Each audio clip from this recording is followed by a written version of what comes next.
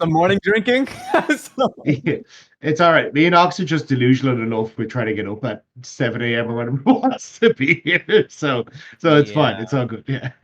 My sleep schedule's been a mess, so I'm pretty like I woke up yesterday at 5 p.m. and the thing is, it's like I can't even use Worlds as an excuse because Worlds is at like a normal time in Korea. I've just been really degenerate, and this is me trying to fix it. So thank you for that.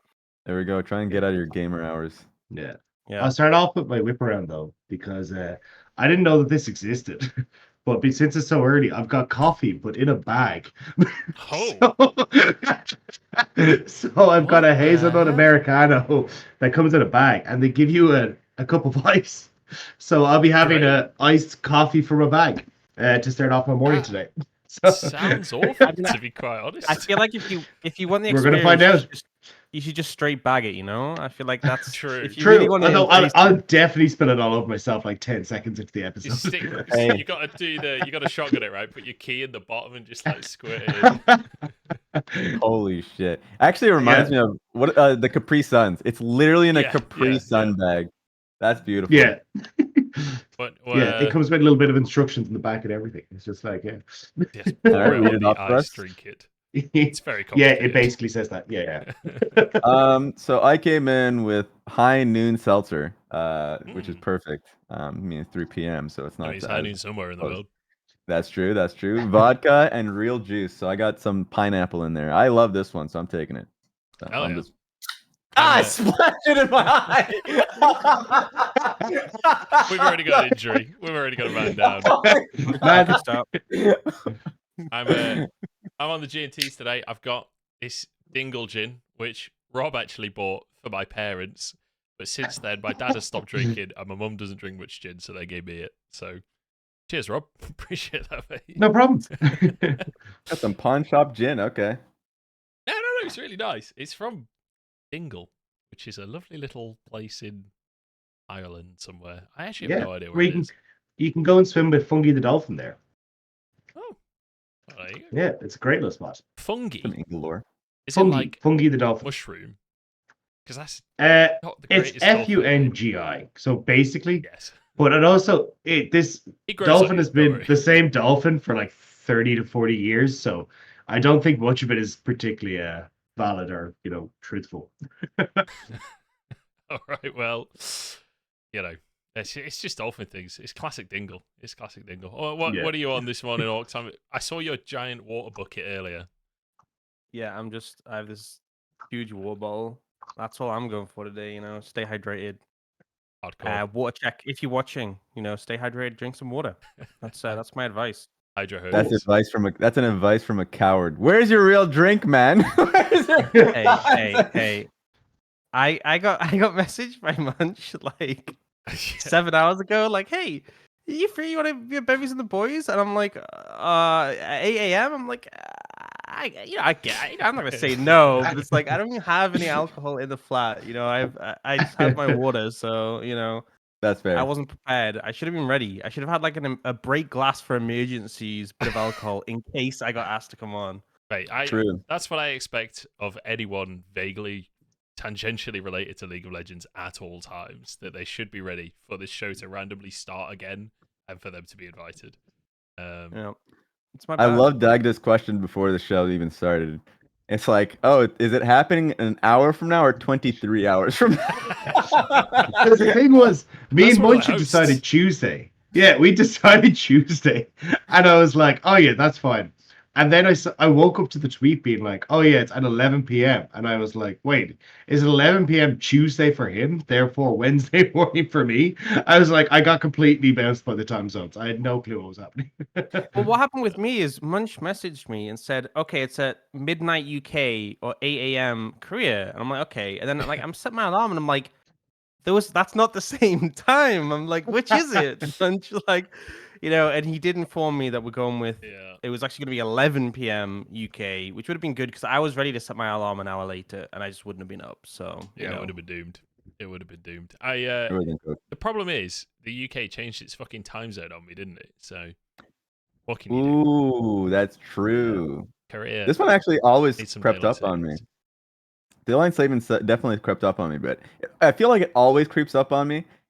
I'm fucking 31 years old, and I still don't know when daylight savings time comes on and when it actually hits. It's like, oh, it's actually going to hit at 2 a.m., so it goes back to 1 a.m. I'm still asking the same questions because I'm a lazy son of a bitch. It's actually insane. Every single time, I have no idea whether I'm getting 1 hour less sleep or 1 hour more sleep. And then someone explains it, and for some reason, it still just like bounces off of my forehead. It just does not stick ever. But we got 1 hour extra sleep this time. That was nice. I can't remember it at all. I was asleep. It was actually during one of the quarterfinals, I remember. So I was like, I guess I can go to sleep a little earlier. I appreciate that. We'll take it. It's better than losing hour, so I'm happy with that. I don't know why it's still a thing. Like, I mean, Farmers it have was a too thing much political power. That's what I've said. It was a thing, but I don't think it matters anymore. I don't think the farmers are that pressed. If you want to change it, you need to crush the farmers' lobby. The lobbyists that are in the pockets of the farmers are what's changing this political system. Rishi Sunak is, 3 generations back, his family's all farmers. That's the issue. It's a corrupt political system. That's all it is. Yeah. Oh, all right. Should we talk about some League of Legends, boys? Now, we were originally going to do an episode after the Swiss before playoffs. We missed that window. In true Bevvies fashion, we've had these shifting episode schedules. So we'll talk a little bit about the Swiss as well as then going into the quarterfinals afterwards. So I think first topic that I think we should probably talk about is NA and EU. How are we feeling, lads? Because Raz, I imagine you're feeling pretty good about how the whole NA EU rivalry went down. Pretty good, yeah. I mean, at the end, but at the beginning, I was sweating. I mean, the fact that Fnatic shit on Cloud9, I was like, okay, guys, this is even worse than last year. It's like this is like almost no recovering from this one, and it all hinged on NRG. So after that, we're good. We actually have some breathing room. I'm happy with that. But before that, I was barely breathing. Yeah, because I think the last time America made it to quarters was 2018. Cloud9 went, I would want to say 2020. They did with the Perks roster over FPX. I remember that one for sure. They like snuck in. I think that was the last time. Even still, almost certain. A little while ago. It's a while. Yeah. And especially with MSI sprinkled in as well, it feels even longer, right? Because you have so many international tournaments. I say so many, 2 a year. Well, we're spoiled, aren't we? 2 whole tournaments a year. Wow. It's too much to keep up with. Yeah. But yeah, North America in general has been really struggling. I mean, everyone kind of knew that. It really hinged on having a proper group stage where we can sneak on by, or at least if we had a group stage that was doable. This time, Swiss, thank God. The pathway for NRG was blessed. Let's look at this pathway. One last time. Lost to Weibo. Yeah. Fair. We beat Team Liquid, so that one we were happy with any team winning on that front. Against Mad Lions, once again, thank you, LEC, for that one. And then we beat G2. And honestly, we had a second chance if we lost to G2, but if we went to the second chance, it was going to be with either KT, Dom1, something like that. It would have actually been pretty fucking hard. So yeah, NRG had the easiest walkway. We ended up having a really good game versus G2. Otherwise, it would have been another year where we didn't make it to knockout stage. So can I just say, I love comparing the NRG run to the KT Roaster run. Because KT Roaster had to play Billy, D+, Weibo, LNG, D+ again, and then pull JDG in the fucking quarters. It's unreal, isn't it? It's like, fuck you, double fuck you. My favourite part about it is like when the Swiss format was announced, everyone was like, all right, no more group of death. No team's just going to get absolutely power-fisted by the format. Oh, wait, KT just get absolutely annihilated. I mean, I remember clearly the 'cause- Swiss was like great, but like definitely could do with some adjustments. I think so that this. I mean, unless you're from the NA perspective, and then you're like, this is golden, just keep this up. But definitely some tweaks I think could be put in place to make sure this doesn't happen quite like this again. Yeah, I think Yeah. for me the core problem, no matter what it is, if it's the group stage or if it's this with the Swiss, there's always, for whatever reason, format-wise, we make it seem as though LCK, LPL, LCS, and LEC are equal, that their seeds are equal. That has never been the case. Third seed from LCK is probably going to whoop the ass of first seed LEC and LCS regardless. So they're just not the same. And that always, every format for Worlds in general is always going to come to this problem. And then we're going to say, okay, let's change shit up. No, it's just, I think the seeding process should be a little bit different if we want to make it more fair. If we don't want to make it fair, we want to make it entertaining, I think we got a good seed format, guys. It's pretty entertaining from my perspective. I have to say, from my experience and from the conversations I've had, that is the goal of Riot. But I will say, in terms of seeding, I think it's a really interesting conversation because every single year this comes up of like how the seeding works and people complain about domestic matchups in the tournament. It's consistently something that's complained about. But realistically, if we want it, the point of Worlds is like the highest available quality of League of Legends, right? Inherently, we're going to have domestic matchups because theoretically the best like 8 teams in the world are Korean and Chinese. So with like room for argument on the maybe 7 and 6 or 7 and 8, sorry. But like the way to fix that so we get more like European and NA teams higher up in the tournament is not to seed them lower than Korea and China. Because as soon as you have like seed 1 plays seed 8, so if you seed EU and NA lower because the regions aren't as strong, they're just gonna get absolutely destroyed even earlier in the tournament. Like they're just gonna get kicked out of the tournament even faster that way. So it's, I mean, it's a philosophical argument on whether you think it should be more international play or just higher quality play. And I think if they had like a World Cup kind of tournament separately, then you could just like fully lean into this being highest level of play, and that's all that matters. And have it like kind of like football, where you've got like the World Cup versus the Champions League. You know, I think it's also just straight up, like whether we want to admit it or not, we just need viewers. Like if you have the West immediately taken out of the equation, I mean, you lose a good portion of your viewership. And whether people want to admit it or not, this format does keep it more entertaining, does keep Western audiences involved for longer. Because even like as a European fan, when G2 got knocked out, I was like, right, well, I'm on the NRG trade. Like we want the West to do well, right? Like I think there's a lot of viewers who do the same.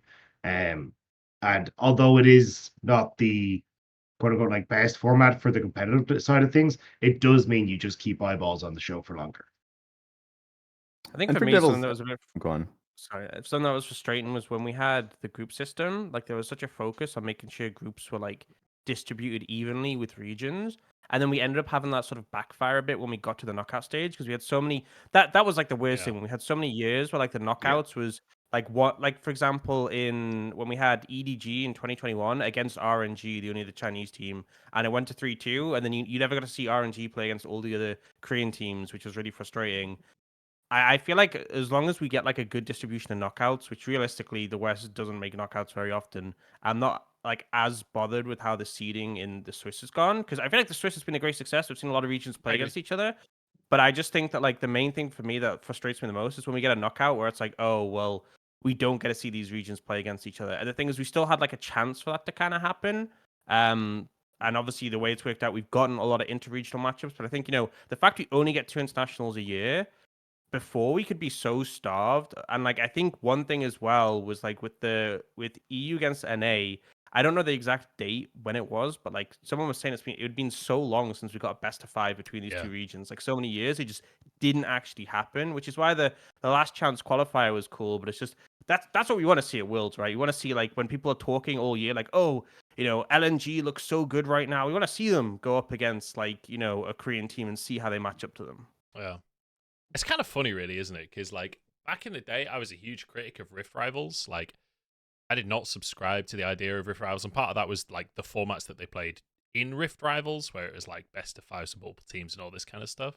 But now I'm kind of like, man, I'd love to see a Rift Rivals, especially with the EU and NA seeming somewhat even these days. Like the fact that NRG beat G2, made it into the quarters. Like everyone was hyping G2 coming into the tournament. At this point, like there's got to be a conversation where NA is a competitor to EU again, and perhaps that's evened up a little bit more than people were expecting coming. Because like if you go on expectations versus reality for EU, like once again, I feel like this happens every year. G2 got hyped to fuck coming into the tournament. Everyone was like, Caps is cooking some shit up in solo queue. Like Cage was talking about everything that's going on his stream, and like everyone's saying about scrim results, and you know they didn't make it to the quarterfinals. It's like I feel like this happens every year where they get like really, really overhyped. But NA, quietly confident, I've actually made it to quarterfinals. And again, a lot of that's down to the Swiss, but they beat G2 to get there, so there's a solid argument to be made. Yeah, I'm going to be a bit of a LEC apologist for a second, because I will say, like, this is not to take away from NRG, because NRG were fucking phenomenal. That is some of the best League of Legends I've seen. Contracts was a beast on the day, and even if G2 were firing all cylinders, I mean, NRG could have swept that. They played absolutely unreal. Yeah. But I know, like, Yike was throwing up on stage, and like Baby had like a massive fever where he's struggling, and it felt like on the day we didn't really get to see G2 proper. And look, I do think they were.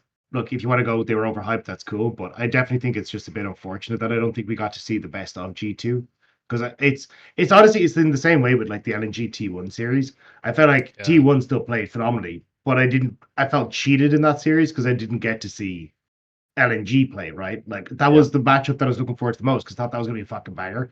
And it just sucks when you have these moments where the team on the day, for whatever reason, isn't performing up to scratch. And I just felt cheated out of seeing the G2 RNG series. I felt cheated out of seeing the T1 versus LNG, because it felt like those just massive underperformances, on the day. Yeah, I align with that. I think for me, it was nice to see Energy continue to surprise, because I was also domestically not a hater, but a doubter for sure. I thought Energy would lose the finals to Cloud9. They didn't. They stumped Cloud9 in a wild fashion. I thought that Energy would not make it out of groups, and I thought Cloud9 would get their shit together. Both of that did not happen. Energy had a great showing, and a lot of it comes down to just their team dynamic and how creative they are in their drafts. That really got them ahead. That NASA basically coaching staff, where it's just like 10 coaches or whatever, worked out well for them. It's really funny to see their growth, and so personally, I for sure thought G2 was going to win, and I still think if they played multiple times in a row, that G2 would have the upper hand. Their drafts were just worse, which was something that they needed to adapt to, and 100%. I think the person that got hurt the most from that series was for sure Yike, and Yike is a rookie. People forget that. People hyped him up throughout the entire year because he was playing well, but they forget that. I don't. Was he sick that got him throwing up, or was it just like nerves? Yeah. Probably both. I think he was something that actually, I don't know if it was nerves, because I think it was like an actual illness, but okay, that's unconfirmed on my end. That's me more speculating from what I put together. Yeah. But yeah, I would expect, maybe it isn't nerves, but I would expect nerves when you're coming on a world stage like that, and also coming off a loss just the day before. You never know how they adjust. Like every person adjusts, going from what was dominating LCK teams prior down who'd they beat to get to where they were? Let me actually quickly take a look at it. I have it right in front of me. They beat Weibo and they beat Damwon. Yeah, so they beat D+ and they beat Weibo, and then lose to Gen G. So I guess and even hearing the players throughout their interviews seemed like just losing the first game really shook individual confidence as well. That shit happens. I don't want them to change going into the next year. I want them to stay the same personally. I think that teams like that will get stronger and will learn, proper lessons. So I definitely think there's like criticism you can leverage at them though. Like I think the bot lane didn't have the champions that they needed. Like you kind of touched on not having the meta champions. Like his Zaya wasn't great. They didn't really felt like they had a lot in the back pocket to pull out. And even as we look towards how bot lane has evolved over the course of groups into playoffs, Like, I don't think G2 would have been ready for the adaptation anyway, so I don't think I could have seen them going particularly well for them. Yeah, it felt like they did have a good read, which is surprising because usually G2 is fairly on the forefront when it comes to understanding the meta and like having these weird picks that they brought out. But yeah, like it just felt like they weren't ready on the drafts. They didn't look comfortable on the champions that eventually did become meta. And then yeah, it was a weird one. I feel like it's one of those things as well where with teams like G2, when the drafts don't work out, a lot of the time it can feel a little bit janky. Stuff like Mickey X playing Lissandra and things like this instantly become like a lightning rod for community criticism when it doesn't work. It's like the finals against FPX when they're playing like Pike mid and stuff, and everyone's like, "What the fuck are you doing, G2?" But in scrims, I guarantee that worked, and I bet we've seen the Lissandra work against the Rakan. Yeah. Like I feel like it's one of those things where when it doesn't work, it ends up looking you end up looking stupid, and it kind of almost amplifies the failure of the team. If they just drafted normally and had a bad game, I feel like the criticism is almost different than the way that they draft, and it almost like amplifies it in my mind. Yeah, I felt the same with Golden Guardians.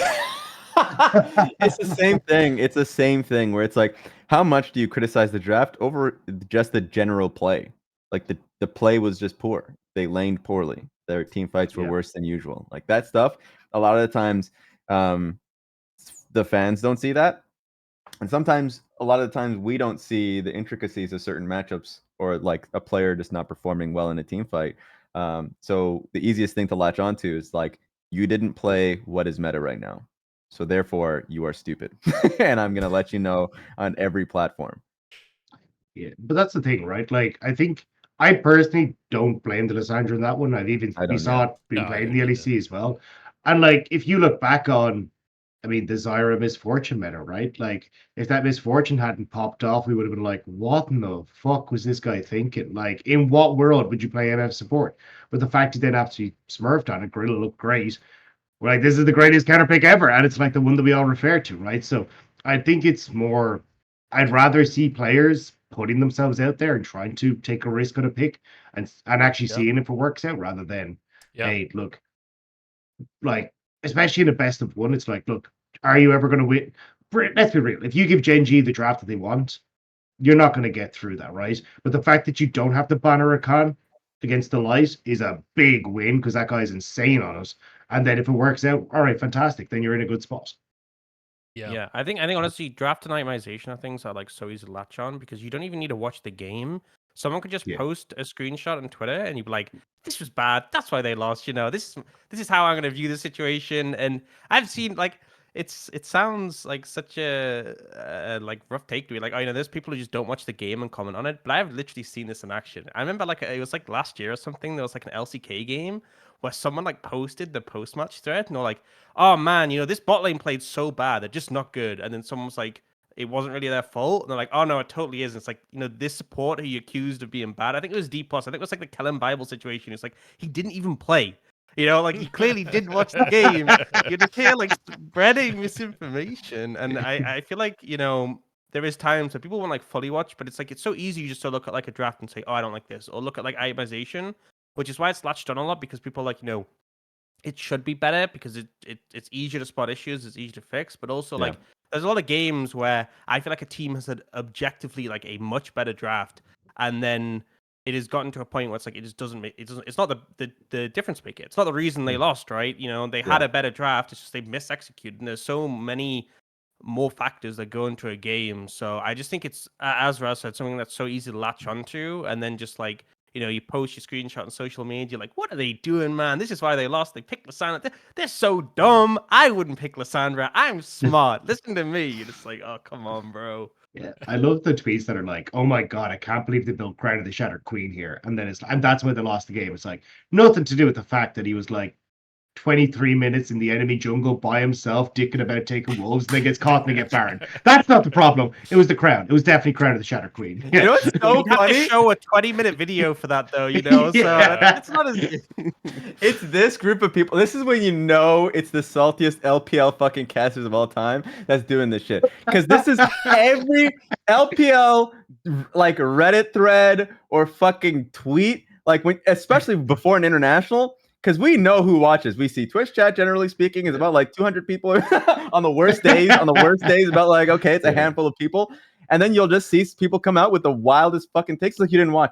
I know you didn't watch. Yeah. You have borrowed information or information from like a like Worlds or an international, and you just have no idea. And Shahu, for me, I don't want to change the conversation. I'm just like using an example. Shahu's like probably the best example of it for like historically, before he ended up winning a championship internationally, where he would like have an amazing split. And I'm like, thank God you're insane. I love you. Like they're playing through him, even when they had Uzi on the team. And then they go to international and everyone's like, so this team is only played through Uzi. Everyone else is a dog. And like, I'm like, you did not watch? Like Shahu was literally the guy. They were playing through him. Like it was like Syndra, like Lee Sin or something like that. And it was like Karsa and no one would fucking care. And the worst thing too is that like then Shahu would start playing Karma and shit and would start playing poorly. Or like, you know, basically confirming their suspicions without them ever watching a game. You're like, all right, man. But just wanted to point the fact that yes, there's a lot of people that love to have opinions without watching the games. To back that up as well, Faker is a really great example of what you were talking about with item builds and like people getting screenshots and being like, this is the reason the team lost the game.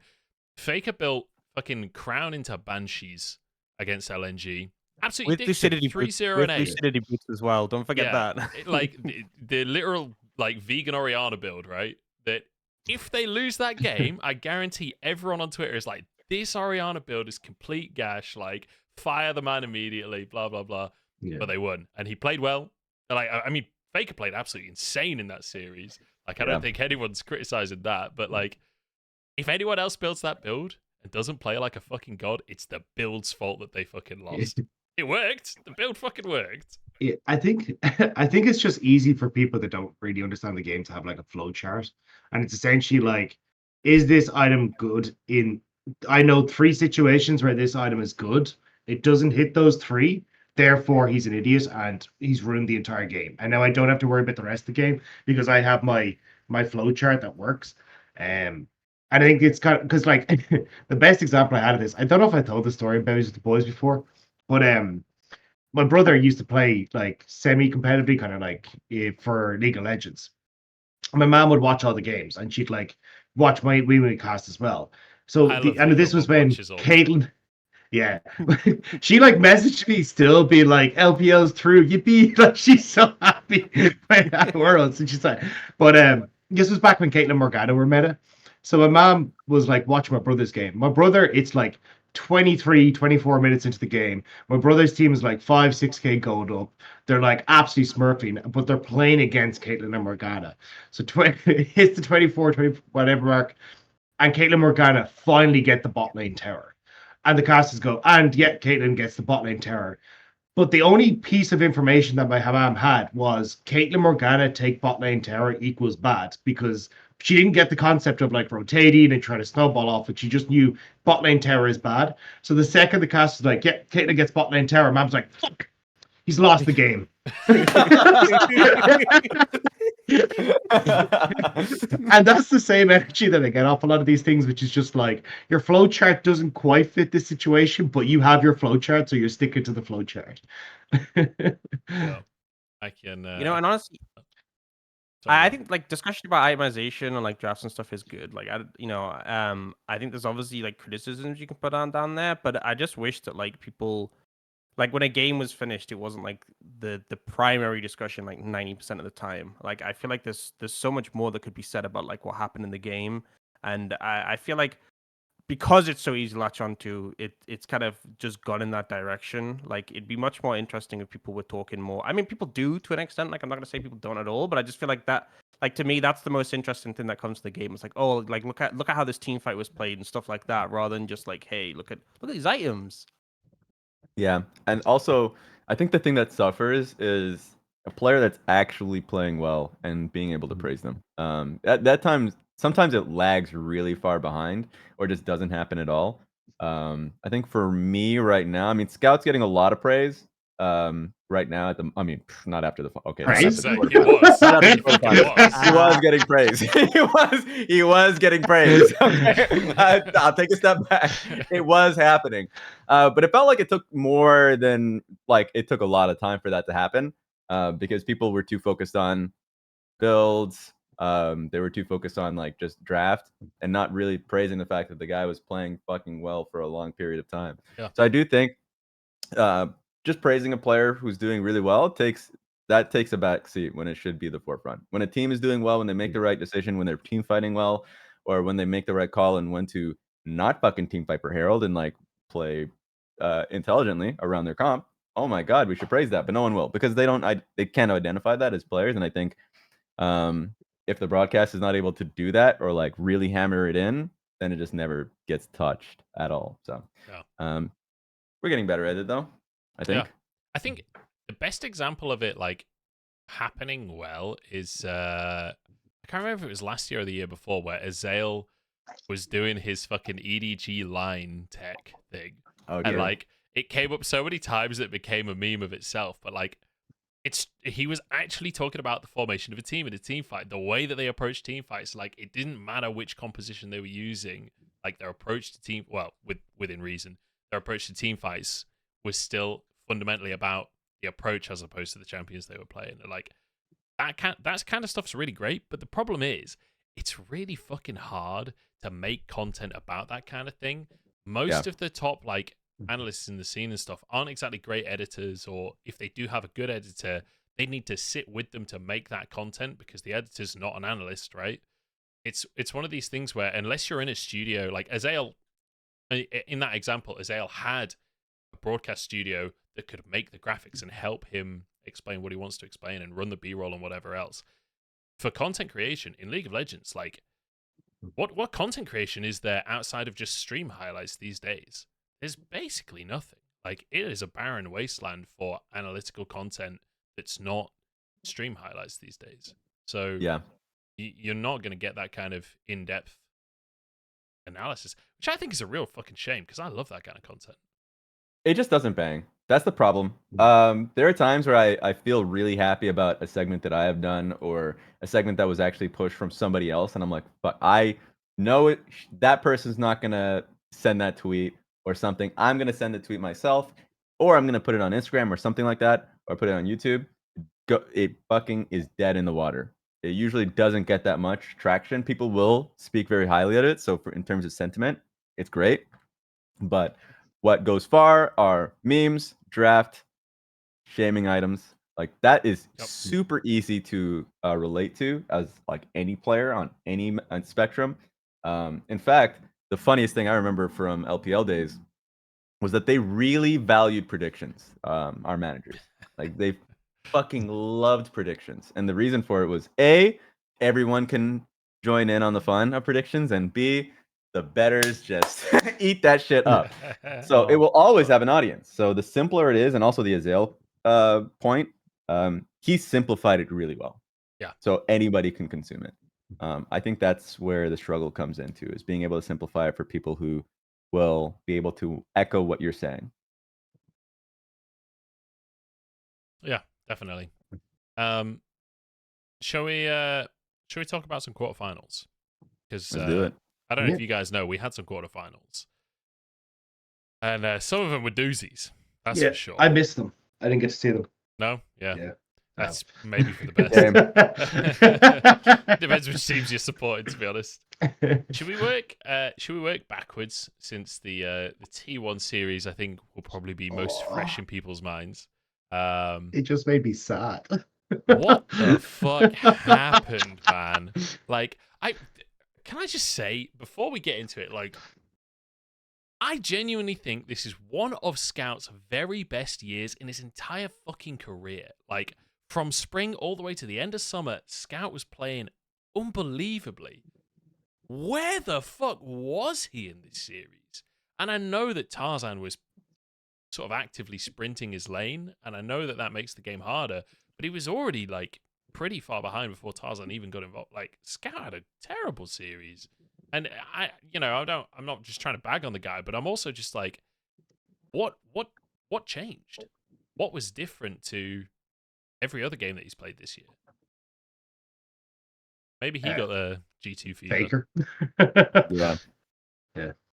I don't know. Like the second I saw him, was it like level 2 or level 3 in game 1? Yeah. And he just like rocks up in front of Faker's face to like wrecked. place that ward, and Faker just destroys him. We're like, it's doomed. Yeah. You're not Close it was like he was already in his head, and I was like, this game is so fucking over. I don't know what was going on with him. I wouldn't. Yeah. Yeah, I wonder how much like the nameplates got to him. Like, I'm sure Yeah. that's not like the only thing, but I'm like wondering how much of that was a factor, like going up against Faker, who obviously, there's a whole history there behind them. Yeah. Like, I wonder if that came into play, but I think like, regardless of like what region you support, obviously, I form LPL and LCK, but to me, I just want banger games. But even if you're like the biggest T1 fan, I feel like this was like still like such a disappointment, because it's like, you would much rather LNG come in and they're performing at like their best level, and then T1 beats them, rather than this where it's like, well, T1 obviously played well, but it's just like, we didn't get that great of a series. We didn't get that much information in terms of like T1 obviously are playing good, but like they kind of kicked a dying LNG, and it just feels kind of frustrating. There's less takeaways you can take from that than if LNG had put up a fight and they'd won anyway. The one thing I will say, as a fan of BLG, I said that at the end of game number 2. By the end of game number 5, I was like, no. That would have been better if it was a 3-0. Like, I'd take it all back. That was way too fucking close. Like, I think the T1 fans are happy off of that one, honestly. Yeah, it's hard to psychoanalyze, to your point, Alex, because I do agree. I remember listening to Ashley Kang's interview with Scout prior to the event, where he's pretty straightforward. The man just loves Faker. That is what it is. Like he played behind Faker. He idolized Faker no matter what. He even said when he was in as a trainee, as you would expect of any trainee, to be fair, he's like, he did everything Faker did. If he was like, oh, he went to sleep at this time, he went to sleep at the same time. He like did literally, if he was like, this guy is a professional, he's the best in the world, I have to do what he's doing. Obviously, like, it's been years since that point. And I just think like, as we talked about with the G2 situation, he played so bad on the day. And everyone's bagging Tarzan for obvious reasons. But yeah, he got thrashed in game 1. Even in the Jace game, I thought he played well enough coordinating with Tarzan to get the first dive, but then like his base after his first dive actually cooked him even harder, so he was even in a worse condition than he was before the dive happened. It felt like that he was just playing poorly, and it's really hard to kind of talk about it, because the worst thing is like he's going to go back to the LPL maybe. People are not going to see him play, and they're just going to have the takeaway that he's just not that good, and that he's overhyped. I feel like that's Especially usually the general takeaway. Last Worlds as well, when he kind of got... Yeah, that's what I was gonna say. Yeah, like I was so ready for like the Scout redemption after Zika kind of murdered him, and then it kind of just fell flat. And now people will only see, a lot of like international watchers will see those 2 moments like this, like that's all they'll see of him between that, and it's like, wow, this guy sucks. It's like, well, no, just had a couple of bad tournaments, 2 bad days, right? He had 2 bad days over like maybe important bad days. 2 days that everyone watched, unfortunately. Oh yeah, You may have fucked up on the exam that's worth like 50%. Oh god. Yeah, but I mean, I also like Tarzan had a miserable day as well. Like, I don't know. I watched the Poppy flash from Owner to kill him, and I was like, mate, you had to just not stand beside the fucking wall. Just don't stand. The one place against the Poppy is not beside the fucking wall. Yeah. And he finds the one wall in that area and goes, "Ooh, look at me, I'm so safe." You're like, for fuck's sake, man, what are you doing? But yeah, I don't know. There was a bunch of, and they even game 1, the first Rift Tower fight as well.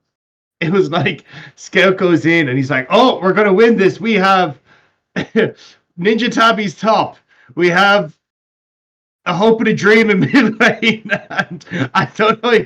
I think actually no, we had Leechy Lear as well for the Gwen at that stage, and it was like our jungler has no fucking damage either.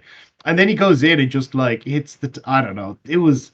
What were you thinking? What did you expect to happen? Like, actually, at least because Gen G had a very similar topside in the draft, and they just completely recognized they were never going to win that Rift Trail fight, and then traded sides. LNG was like, "No, we're taking this fight regardless of what our side lanes are looking like, and of course we're gonna fucking lose." And when I saw the scoop, I was like, "Okay, J4, J4, you now have you have everyone on top of you. Good luck. You're dead." So that was just a bad fight to take. I found it really funny as well because I would like rewatch that fight a few times, and I was watching like different co-streams and stuff, and everyone's like, "Tarzan, you're fucking terrible." Blah blah blah. It's like Tarzan doesn't get to fucking move. Yeah. Like he is 100% CC'd from full health to 0, and like we can talk about positioning and stuff, but that was a team-wide decision that got him fucked. I feel like this is such a thing where people attribute like team-wide decisions to like an individual player. This has been such an issue with T1 because like at MSI, Ona would keep like pathing towards top side, and then the bot lane would like fight, get low, and it was when Shun kept ganking bot. And loads of people were like, damn, Ona's so dumb. Why does he keep like pathing top side when he should path towards bot? Like, why is Ona doing this? I'm like, bro, like Ona doesn't just get in the game. It's not solo queue, just load in and go, you know what?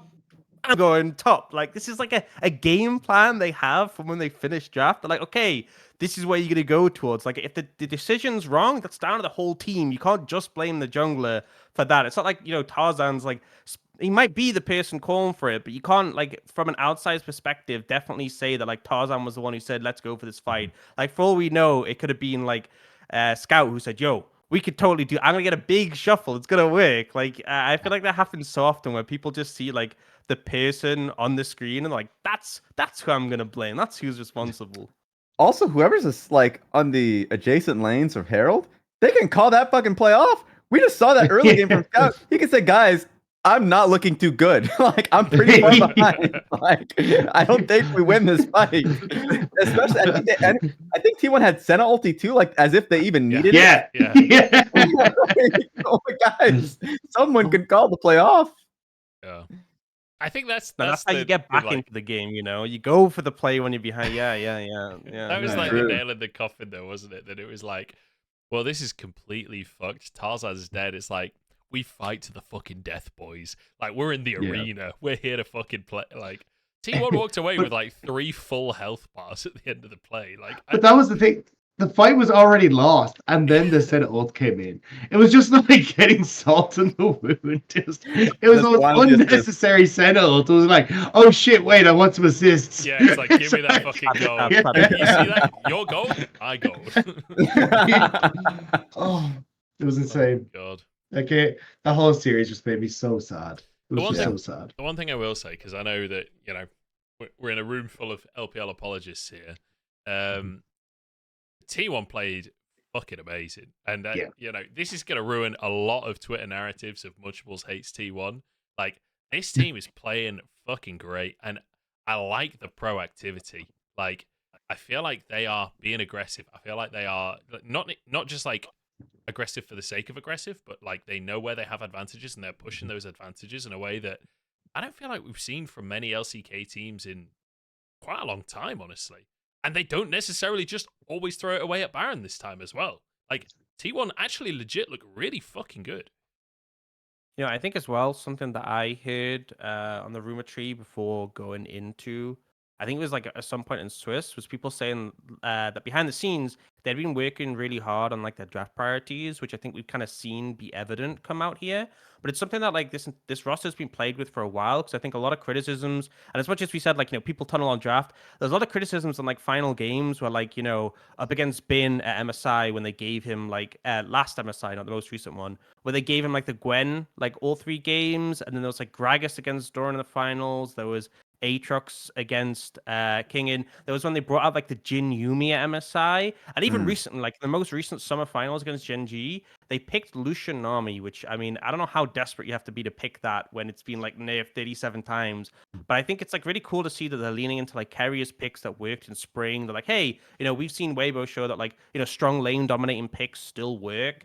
we're gonna make this work for us because this is like our style that was really effective. Like I think if they could choose a meta, they would go back to the early spring meta where Kerio was on top, and they've kind of come to this realization that like, you know, meta is just what the best teams play. You know, we don't have to like abide by what's on the tier list. We can kind of just play what works for us. And I think it's clear, like even from the BLG series where they didn't bring us out as many like sort of innovative sort of like picks. You know, I mean, I know we've seen a lot of this before already, but it felt like their draft priorities were really sharp, and especially they've gone, hey, we can work well on red side. Like blue side has been like the big discussion point for not just this tournament, for loads before, but it's like, hey, we have like a really strong top laner, we have like a really strong bot lane in the 2v2. Red side can actually be a power point for us because we know how to leverage that in draft. I feel Yeah, like that I was think true for BLG too, right? They had a pretty strong red side, at least in game one. Yeah, I know from like I think Azale brought this up, and there's a really good point. Is that like I think the whole blue side thing was kind of blown out of proportion because, well, the better team got side selection, and they always chose blue. So like you just had the team that was supposed to win being on blue side, and then there was a best of one, so they won. It was like, so I think the blue side kind of got blown out of proportion a little bit. But I do think we've also seen an adaptation in the meta where it's like, hey, look, this bot side priority has become way more important for like, can we start dragon stacking? Can we start getting the control of the game from that? Do we get first mover and support for Rift Herald? Like, I think the teams are starting to realize just how important it is. Also, I'm just glad that like teams are starting to respond well to, oh, they're going for dive. Cool. Let's bring out like a Renata or something that can actually, one, get us that priority, but two, also answer that dive and start to grow out of just being like, well, we got to butt heads on dive all the time. Also, we just had you go. Sorry, go on. I was gonna say there's so many times where I've seen like teams pick stuff, and it's like, you know, like we see stuff like just not punished when it really should be. Like there's like such powerful counter picks in the game. Like Renata's one of them, but also like Renata is a good counter pick, but not necessarily a great blind.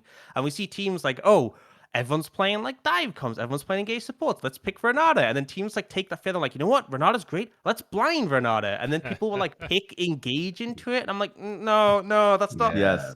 It shouldn't work. And it's like you see the teams like the cogs turning, and then they're like, wait a minute, we can just not pick dive into Renata, and then it goes great. And it's like, okay, they get it there. You know, they're making the progress. Yes, that's the point that I wanted to make too, because Rakan had just been dominant for so long. I was like, guys, please, I'm begging. I'm sure there's like better picks into Rakan, but we're just stuck in the loop of Rakan, Nautilus, Alistar, and no team really ever tries something new. And I felt like Senna Tahm Kench really broke it open a bit more, because the moment you see a Tahm Kench, I feel like I've talked to every support that I've talked to, like red in their eyes when they see a Tahm Kench, because they fucking hate playing Tahm Kench.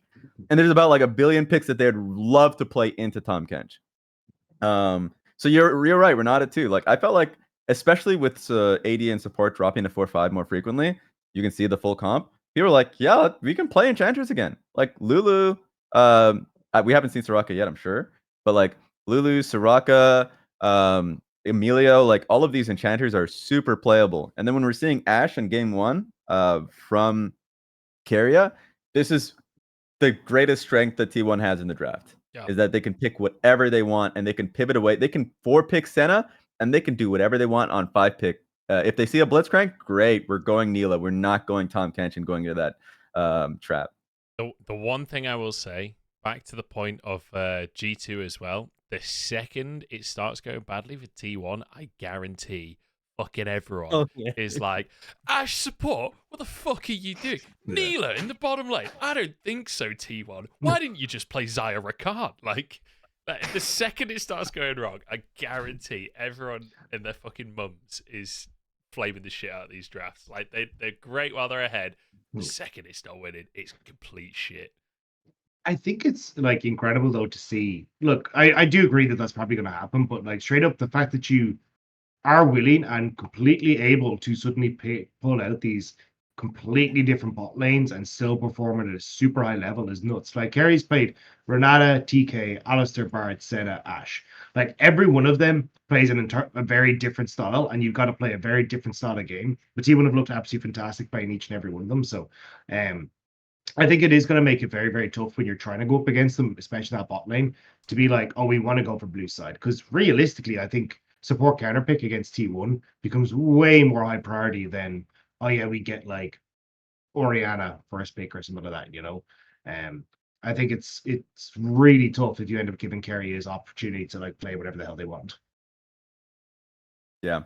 I think the only time I'll ever rail on creativity is if a team's fundamentals are just bad. Like if the team is just straight running it down and they don't understand how to play their own composition, it's not even if they don't understand, maybe they do understand, and they're just having a bad day. It's like, okay, we should probably play standard front to back, as bad as it is in technically in draft. Like if you're just going straight like Nautilus or Braum or whatever the fuck, that just gives the other team other options to play in lane. That's the only time I'll be like, okay, we should probably just pick something standard and easier to play. But we're in top 8 now, and I think we should see a lot more creativity because of that. Oh, sorry. I think just when you said we're in top 8 now, I was like really like the energy made top 8. Like, yeah, we're in top 8 now. We're cream of the crop.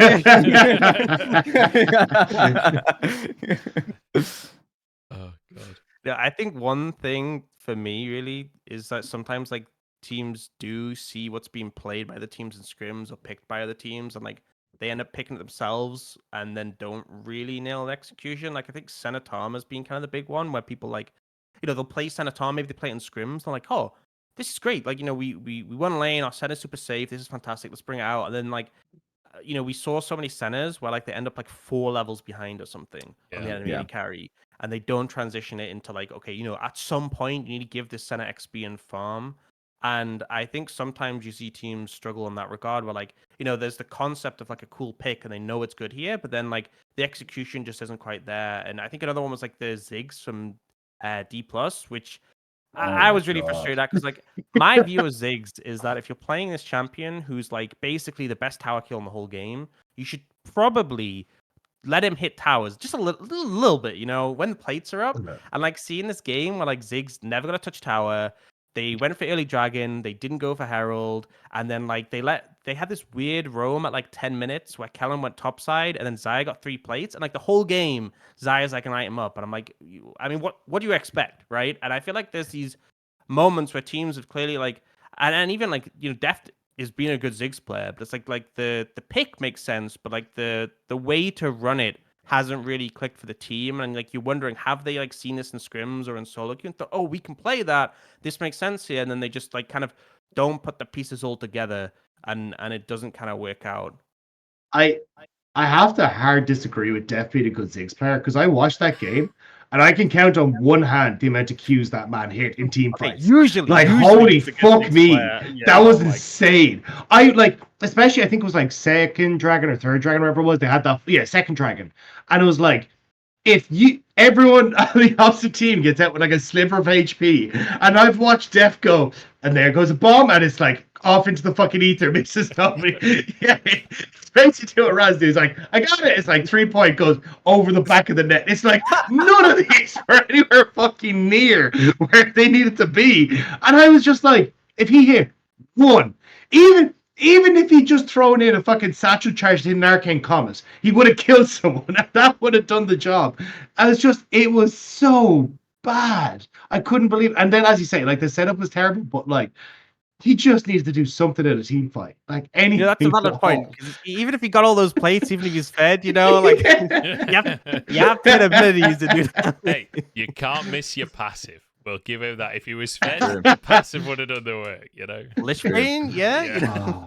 My favorite metas are always mage bot lane metas, because then you can tell which motherfucker cannot play a mage. There's a lot of AD carries that cannot play other picks because they played like 3 picks the entire year, and then when they're challenged, like, guys, yeah, it's like it's Syndra meta. It's like, nope, never touching that bot lane. It is not. And then they start fucking banning Syndra every single game, no matter what side they're on, no matter what the draft situation is. Syndra's fucking banned.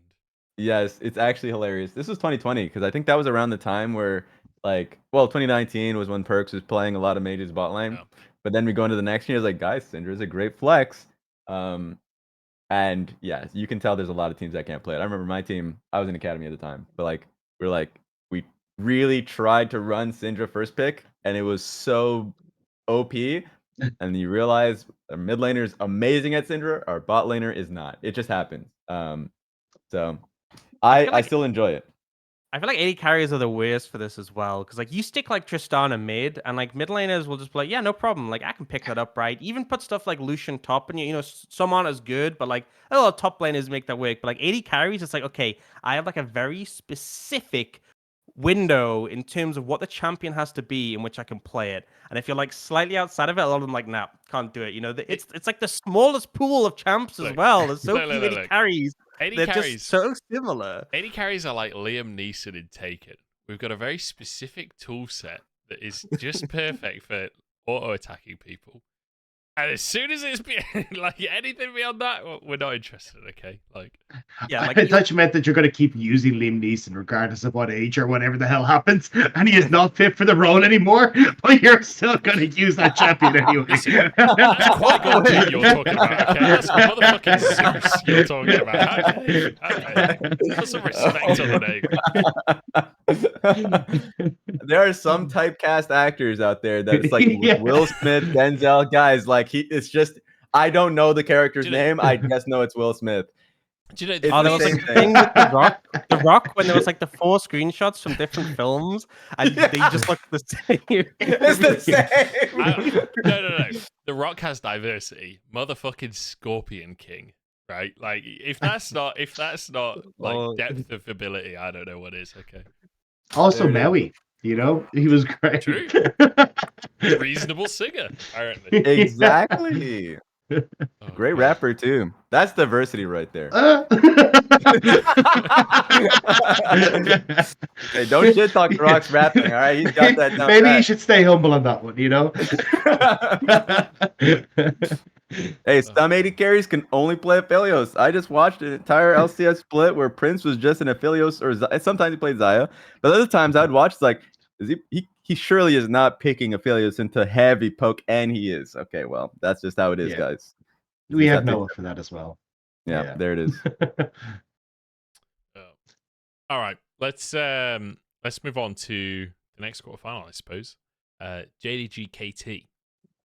I feel like KT did better than I expected. Actually, really challenging JDG.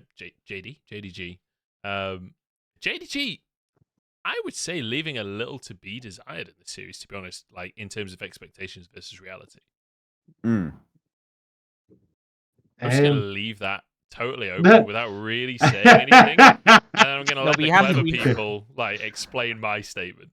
We have to leave a gap so that people can clip it and post it without context. And we're like, look at this idiot who just trash talked JDG. Who does he think he is? They'll find a way. Just save Don't it. worry. Save it for when they They'll win find a Worlds. way. And it's like, this guy just doesn't know what he's talking about. And he's supposed to be our representative? I know. No. I said T1 were good earlier. 2020 me would be rolling in his grave. Except, True. I guess I'm still alive, so he's probably not rolling in his grave. But Yeah, I agree. I think BDD and aiming for me were the biggest surprise. I thought aiming played really well. There were certain windows, obviously, when he missed his Aphelios assault bot lane where he could have gotten somebody. Could have played better, but I thought KT really matched a lot of the plays that Kanavi was looking for. Kanavi was actually just, I think, kind of struggling in certain aspects of the game. But just, I thought I was still pretty impressed with JDG because I just thought that KT was having a really good series. I thought they were playing really well and that JDG were just matching them better. I'm kind of sad that Cuz is gone because I actually think he's probably the best jungler we saw at World so far. Mm-hmm. Like he was so insanely good this tournament. Like really good, like reading of what the enemy jungler wanted to do, super smart pathing on everything that he wanted to do. Like Cuz had a fantastic tournament. I think like he absolutely outschooled Kanavi across that series. But I also I think 369 was a big disappointment for me. Every time I looked up, like even with matchups that he should have been somebody, even like Renekton and Aatrox, he was still like 30 to 40 CS down in that. He just didn't really look like he could find his groove in the series at all. Yeah, I think there was moments where I was disappointed in JDG, but I think overall, it was more as kind of Raz was alluding to, like KT playing fantastically and playing to the level of JDG versus JDG like completely shitting the bed or doing badly. I think I feel like it's disingenuous to KT to say that like JDG were just having an off day, because I think KT played out of their fucking minds. So let me just clarify. I wasn't trying to say it like JDG were fucking shit. Like, I agree. I do agree that KT played really fucking well. I guess I was more coming from the perspective of like JDG are the supposed GOATs. They're the Golden Road. They're the fucking, like, theoretically on paper should just smash anyone. So from that perspective, I was expecting it to be more one-sided. I do agree though that KT played exceptionally well actually, and I guess you're right. It was more KT played a lot better than I expected in that series, as opposed to JDG didn't play as well. Yeah, I know. Like whenever I look, oh sorry, go ahead, Ox. You haven't spoken. I was gonna say, I feel like we've kind of seen this before with JDG, where like they will come into a series and not look like 100%. They're being challenged quite hard. I even feel like this is kind of true of like the LPL Summer Finals, where like LNG, like I feel like a lot of the games, I was like, LNG are in a really good spot, and then they kind of just clutch it in the team fights. And like even that game 4, I feel like in this series, that was KT's. That should have gone to game 5, and then they just clutched the team fight around the Baron. And I feel like it's obviously their massive strength when it comes to like their 5v5s are so good, but it can feel almost like they're not quite at 100%. It's like this stuff where you're like, okay, this is a bit sloppy, but it's still not enough to make them lose, which is almost like such a frustrating thing to be going up against them, and such a reason why they are so strong. I think you've just got so much clutch in this team as well. Like, when the Knight Oriana ult happened, like I kind of referenced the 2020 summer where Knight had like the Singer orb that he like stunned JDG, absolutely insane. And then I got like a message off of a couple of fans who were like, oh, I thought you were going to reference like the quirky quadra kill that he got in playoffs in 2021 summer, where he got like the quadra kill with Jackie Love and Kaisa. And you're just kind of like, it's like this man has so many memorable clutch moments where it's just like, oh yeah, shit, this is just what Knight does. And like you look at like Ruler and like moments where even Kanavi's had like it is just so hard to not look at a single player on this team and go, oh yeah, you've had your clutch moment. Like you have that moment where the chips are down and we need you to stand up and you've completely blown the enemy team out of the water. And I think that's why it's like, even when you think they're done, they always have that little magic, that little something that can bring it back. The mojo, as Munch likes to say. The thing is, I think the craziest part is I don't even necessarily think it's just mojo, because in my experience, mojo is very double-sided. And I feel like they've distilled mojo. They've taken all the good bits of mojo and they've got rid of the crap, and now they're just really fucking good. Like, but you're absolutely right. The clutch factor is absolutely there for all 5 players, and it's like in moments like that, I always think, oh, this kind of reminds me of top esports. That's like my go-to thought whenever a team like wins a losing situation, kind of thing. It's like, the clutch factor of top esports. But actually, it's not like top esports, because top esports would also lose winning situations. It went both ways with that team. Whereas with JDG, I feel like, I don't know, it almost feels like there aren't any losing. When you see these guys play, and the best way to describe what I'm trying to say is, when you see these guys play, no matter what is happening on the screen, there's always at least 1% of you that believes that they're going to fucking win that fight. It can be literally 1v5, and there's like one little tiny bit of you that's like, yeah, but maybe. Like, they've all got that little bit of magic. And anyone could do it. I think that's the scary part, to your point, is that it could be 3-6-9 in a team fight. There was one team fight in around Baron. It was not this series, it was a prior series, where he was able, like, 3-6-9 dominated. Kanavi, we've seen that regularly. Ruler is usually the one that does it. And Knight, I think, in this series in his Nico game, for sure had it. And Knight, I feel like, had developed this, because I felt like he wasn't clutch at all in his early portions of his career. And I remember on Young Miracles, there were a lot of times where he was on series going into a promotion tournament that he just played poorly. Sure, he didn't have a great team, but like that's not what you'd expect out of a player that played great for like 90% of the regular season and then flopped at the end. Are we talking about Scout now, or? Oh, I'm talking about Knight. Sorry, when he was on young.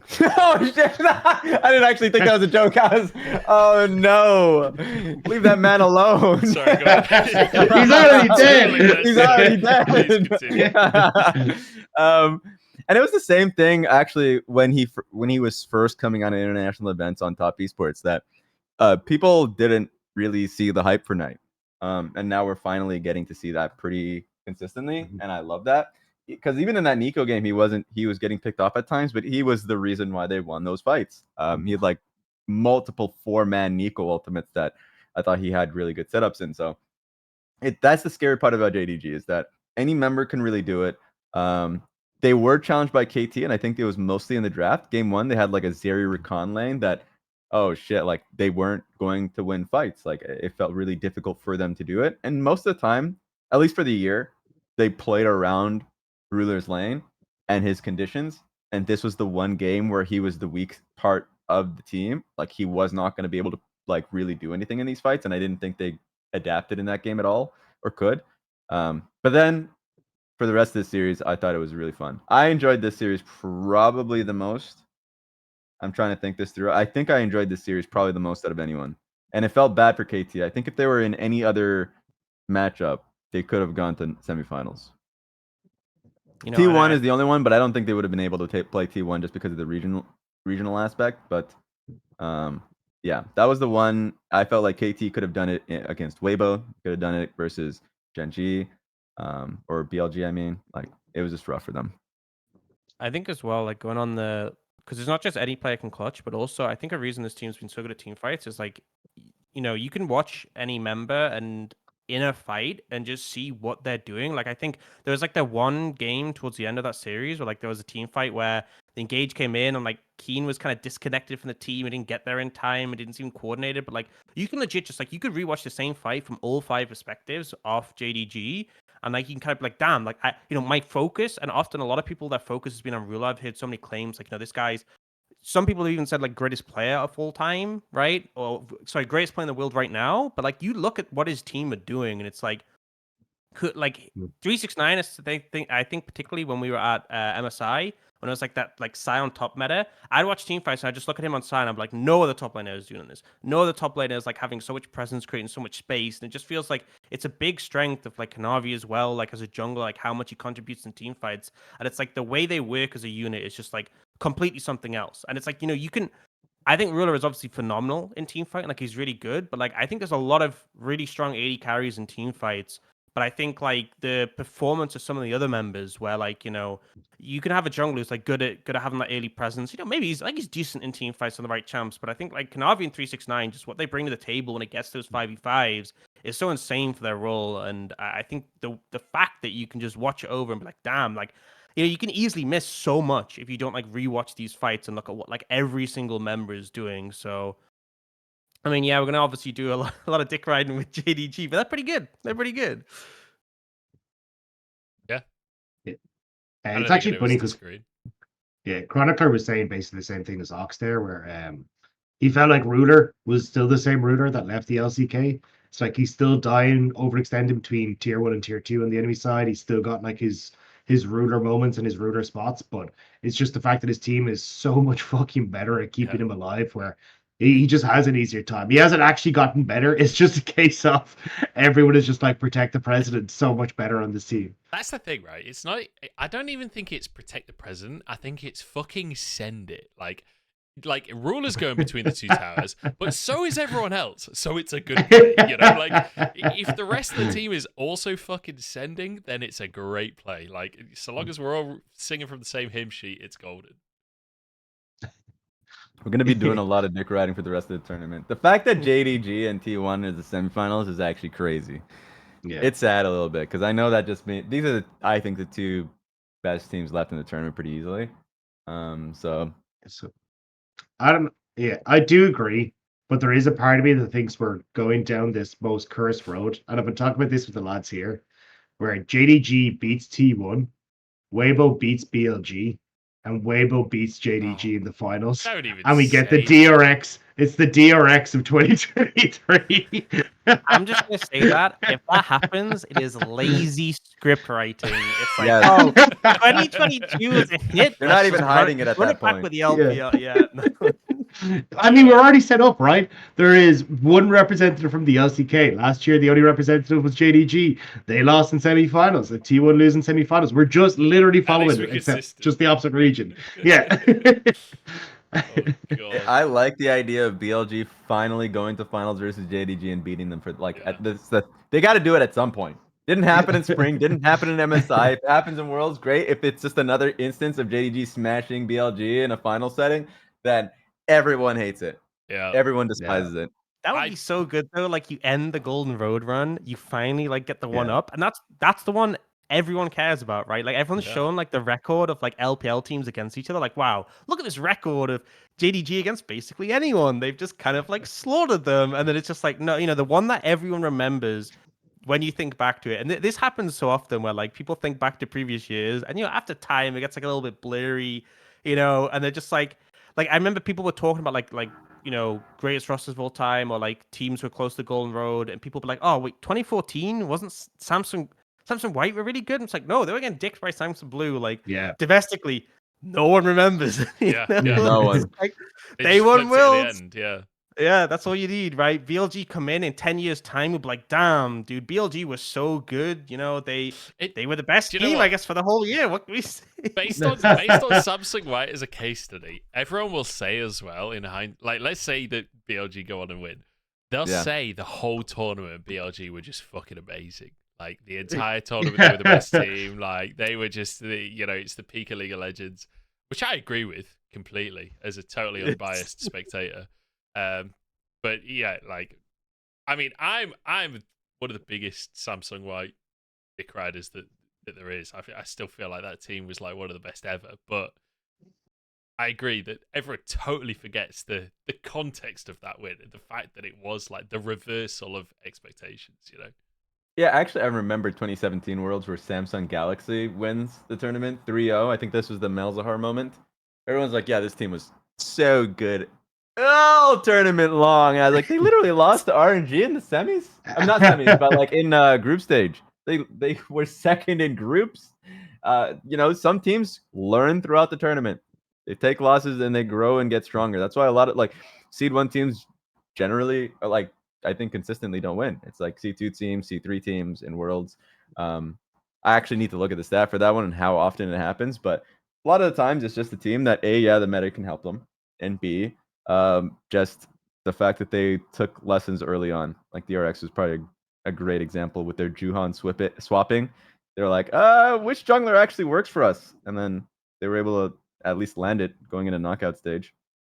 I feel like one thing with DRX is they've kind of done this thing to narratives for Worlds where like now it's just like anything's possible. Like I feel like before, like if you talk about like a 4 seed winning, or you talk about like could this team have made this run? It's like probably not. That's not But like with DRX doing that, it's like I guess I guess it's like you have to finish anything with a caveat that maybe Weibo can just like go Super Saiyan and just win the whole tournament. Who knows really? Yeah. Who really knows? Because like I think speaking to Chronicler so much when he talks about like Pusick and like his performance throughout the year, he's like, this dude stinks. This guy was just running it, right? He was not playing well, and then he just decided in that tournament, he's like, I am ascending, right? He cashed in all his chips.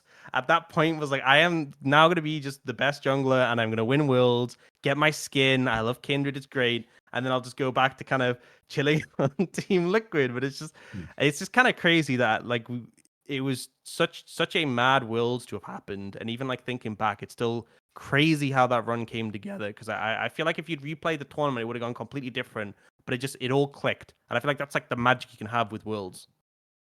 I think those are Pusick versus T1 in general. Sorry, go ahead, Munch. Go ahead. I was just going to say, part of that was Zeka as well.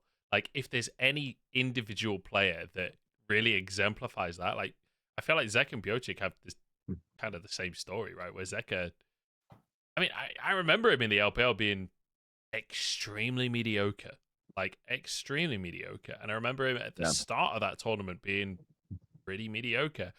And I don't know exactly which game it was, but there was a point either towards the end of groups or in quarterfinals where he just flicked a switch and started absolutely dicking every single mid laner in the entire world. It was like, who is this man? Where did he come from? Like, he doesn't even vaguely resemble the player that I've watched hundreds of games of. Like, who is this new Zeka? I feel like we need to the actually ultimate go back. check PC moment for me. Like, in terms of a player changing how they play. I feel like we need to go back and actually analyze. Like, someone needs to track, what do they eat? You know, what were their sleeping patterns? Like, we need to go through, like, okay, analyze like everything. And, like, something happened, right? Yeah. Something.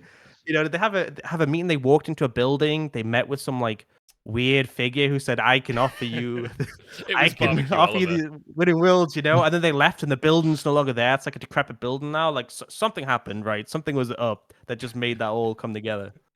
It's like the start of a weird sci-fi film where I remember because in the time in which he was in LPL, I was questioning why they picked up Zeka for, I think it was Vici or something, because he was like Coma's guy. Coma, I'm pretty sure, was really high on him initially. Yeah. Mate, I talked about that so much on broadcast, and every single time I talked about it, I immediately ate shit because he just fucking sprinted it. Yes, he was like, "This is supposed to be like the ascendant player, like the guy that's chosen," and obviously he ate, he didn't perform poorly until it mattered. Until it was only Silas and Akali in the meta. Oh god. Oh. Hey, he's got a skin. It's better than I could say. Yeah, actually, no, that's not true. I've got a lot of skins on my account, so I do pretty well. Yeah. So anyway, that was our conversation about JDG and KT, as you can tell. I will say, the one statement of all of that conversation I do refute is that JDG KT was the best series, because I was on the edge of my fucking seat for Gen G BLG.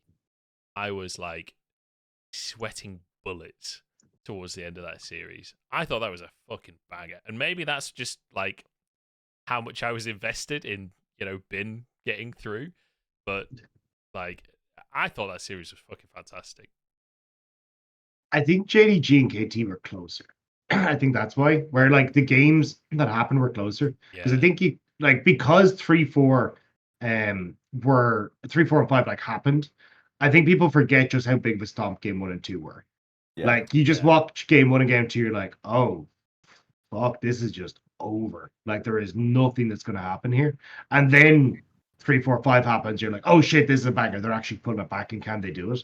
But until that, I was like, oh yeah, this is just, it's over in 3. Where the fuck have Gen G gone to? So whereas I feel like the JDG and KT one was like several games that were super close and like could have gone either way for so long, which is why I kind of lean towards JDG KT. But yeah, I can understand, especially when you're as invested in BLG. You're terrified. Oh yeah. Sorry. Yeah. Oh yeah, certainly. Yeah. Actually, where do you land on that, Ox? How do you balance the LPL in you versus the LCK in you when you watch these games? Careful, because obviously you're a big LCK fan for a while.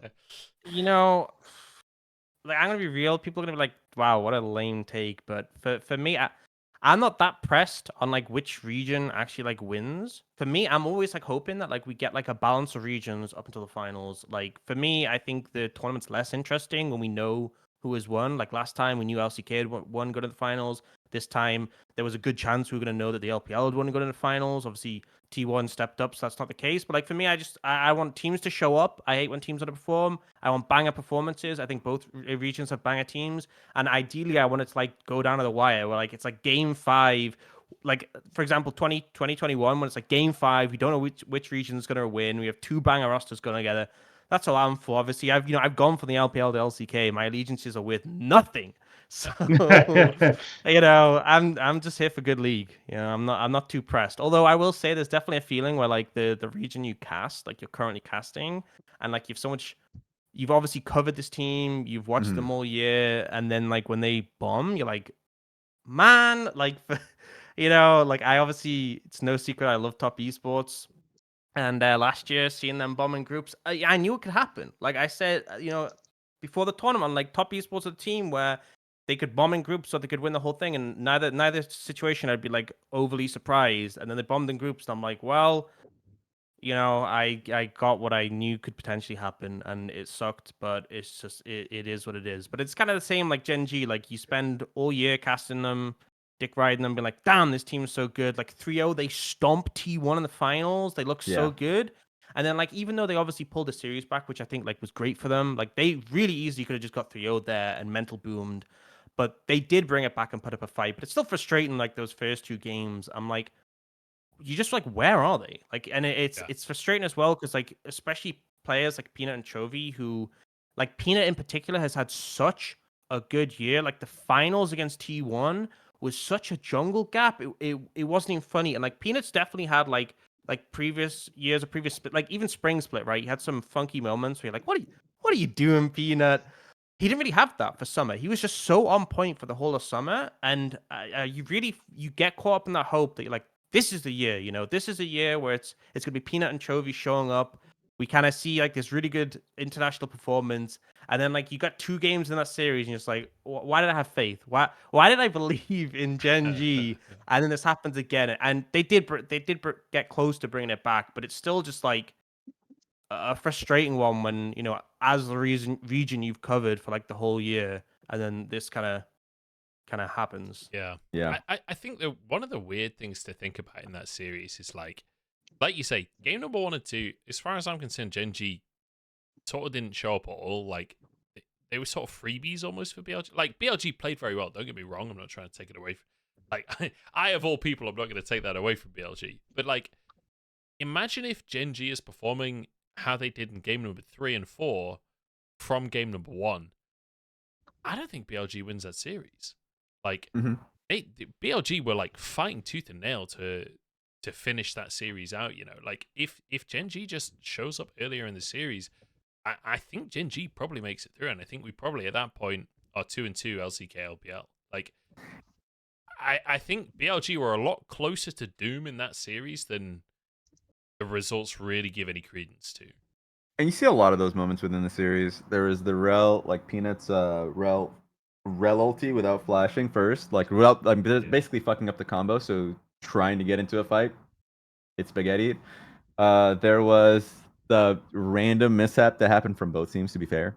The Orianna ulti which missed, which is more understandable than a fucking Azir ulti that just goes completely off without blowing flash from Chovy. That's crazy to me. Everyone was kind of clowning on Doran's flash over wall. Like, the fuck was that? There were just a lot of moments where I felt like the most basic mechanics were being misplayed. That they never misplayed fucking all year, but it's when it counts that it happens. And so like just to support that point, I think that if any of these things, I'm not sure what happened, but I feel like a lot of it has to go to mentality, because you just don't forget how to do a lot of these basics. I don't know where they were mentally, but those are the things where I'm like, they for sure, in my opinion, of course, are the better team, but they've just got bounced up by BLG 2 tournaments in a row. And that feels like shit for a first seed and a team, regardless of their seed. Like, they just really dominated the regular season. They were just, I wasn't able to follow their team throughout the regular season like as intently as you were, Ox. So it definitely hurts more for you to see that. And honestly, I think to answer the question of like, you move from one region to another, like where do your quote unquote like legions lie? It's the team that you've covered the entire time. Like, because you are tied to their emotion, you're tied to their story, you're tied to what they have done up until this point, and you want them to at least, they can lose, like, but you want to at least have them show that internationally, because that's what they care about, that's what their fans care about. And when they are not able to show that, when they actually completely flop, then you're like, fuck, people didn't get to really see their true selves. I don't really care if they fail or not, but at least fail, doing the shit that you've done up until this point. And you know what comment gets me every single time is when people are like, oh, I guess Gen G were just always bad. And like, I'm just like, oh no, you see that comment, like people come out with that. I was like, oh, I guess Gen G just sucked. I'm like, yeah, I'm just like, close Twitter, close it all. I need a break. I need a break. I can't take that. The modem, like. Yeah. Oh God. I do definitely. The one thing that was true though, holy fuck, it was a bin gap. That 1v1, like the Cassante Rumble. Of course the Observer never catches it because top lane is just a snooze fest. But then they pan up top lane, but it's just been a 1v1 the entire time. You see a Cassante solo kill on Rumble. It's like, okay, that should never fucking happen, but it did. Felt like any lane that Shun ended up ganking between bot lane and top lane ended up working. Really fucking sucked for Peanut that the counter gank was always there by Shun, but it worked. Oh yeah, the other thing that I forgot to mention, just to Renata. I know that Peanut said that they weren't prepared for Renata, which is like, what do you mean you weren't prepared for it? This is like one of the most common picks of the tournament, and they just fought into Renata in the weirdest ways. Like this is the stuff that I think they just randomly weren't ready for when they should have been. But the things that should have happened, which is just Bin's dominance, was on display. The thing that shouldn't happen did happen, and that just made it so much harder for Genji. My favorite part of watching this series with Emily Rand at the analyst desk was me just saying, you know what? Yagao's just a better mid laner. Because clearly, obviously, he was not. Like that Nico performance was probably the worst fucking Nico performance I've ever seen anyone ever play. It would just be sitting there going, "Do you know what? He's even. Yagao's the better mid laner. Look at that, 2 CS lead, 2 CS." If there's one thing you can say for Yagao, this man does an incredible job of making it real fucking far in tournaments. Without really being the reason for making it real fucking far in tournaments. Like, I don't know how Yagao has such consistently high tournament results when Zoe's not in the meta. And LeBlanc, I guess. But, like, it just begs belief. Honestly, it's unbelievable. Watch that Nico game where for the first 6 Nico ultimates he threw out, he didn't hit anyone. And this man is in the semi-finals of the World Championship. And look, if they beat Weibo, which they are favorites, like that's the thing. He beats Chovy, and now is potentially going to beat Weibo and go to the World Finals. Like how? I don't understand how this man exists. Do you want to know how, right? Motherfucking mojo, baby. That's what I'm talking about, Yagao. Never doubt the toothpaste. Oh god. Oh, it's insane. It's just nuts. It's like the thing that gets me with them though is that like every so often, like the stars align and Yagao has one of the best fucking performances I'll ever see from a mid laner, where he will clutch it and he'll hold the team together and he will win the game for you. And then he'll just go back to just chilling. But the thing is, that's what gives me faith, because he has not had that performance yet this tournament. And I'm just waiting. It's we're going to coming. cash that shit in finals, you know? Like, we're just going to be mediocre the whole time, and then finals, that's where it has to be against Knight, right? Like, it has to be. Please That's the way the narrative works. Please no. I can't. Oh, God. I cannot have another Yagao, like, outplaying Knight in a finals. But could you imagine Yagao as world champion? I want to live in that world. I will buy that skin instantly, no matter what it is. I will buy the Yagao skin. Yeah, I will be his number one I'll merchant. buy the fucking t-shirt. I'll buy the fucking hat. I'll buy the yes. Everything. I just sort of the actual toothpaste that comes out. Yeah. I just love that there is so much, like in these semi-finals, there is so much 2020 top esports and JDG like present in this finals of Worlds. Like, in these semi-finals of Worlds. I feel like there's so many great players from that 2020 like period that have consistently made it to the top level, which is, I don't know, it warms me cockles, you know. It's not a significant point, but it's been said now. So you guys have to. I've never heard someone say warms me cockles in my life. I've never heard that. Welcome to Yorkshire. You got me at the first half of that one. Yeah, I feel like your mic like it didn't cut out, but it was like a little bit quieter on the back, and I was like, what did he just say? Did he have yeah, he was like, was that an ult at the end? I'm just saying. Putting that out there. How excited were you? How excited? Please tell us. I've just had a text from my lawyer. No comment. Okay. It's my official response. Yeah, it's been a fun tournament. I guess the final series we've got to talk about, and Raz, I'd love to hear your take on this one, is Weibo versus NRG, because NA have been doing so well this tournament, but unfortunately, they didn't They didn't do so. I'm not gonna lie when I say that I've completely forgotten about the series for a very convenient reason, and also it was pretty far back. It was the first series that was it played. It feels like a long time ago now. It does. So thankfully, I do not actually remember. I know you guys will start talking moments, and it will come to mind. But yeah, it did not look pretty. I think game one was really close though, wasn't it? Didn't Big Dokes get a solo kill at some point? I wouldn't doubt it. The only thing I'll say for sure was that it was great the fact that they went to quarterfinals. It was already a success for a team that I think had been, I mean, partially by me as well, but kind of been sold down the road because I didn't think they'd win finals because they had this weird aura about them in the regular season, which I'd never seen from a team that would lose consistently to the worst teams, but then still beat the best teams pretty regularly. Like that to me, I've never seen. I've seen IG and RNG send it to the worst teams, but still win. Like you guys have been in those moments multiple times where it's like this shouldn't go to a game 3, but it does. Like they just play to the level of their opponents, but they'll still clutch it out. I guess LGD is one of the only examples, but they don't do it as regularly as NRG does it. The team that comes to mind when you say that is fucking Suning. Suning back in 2020. God awful if you put them against like Rogue Warriors. The second you put them in like a semi-final at Worlds, they play their hearts out.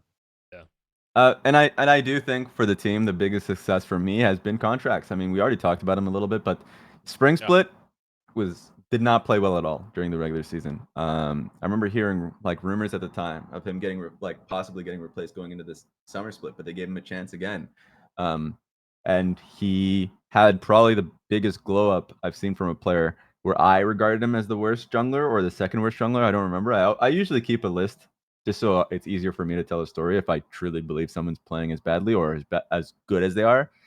And then like he was like top 4, top 3. Like he was going into playoffs. He was for sure, I think, the best jungler in the LCS playoffs. And then going into the G2 series that mattered, he was the better jungler, and no one could see that coming.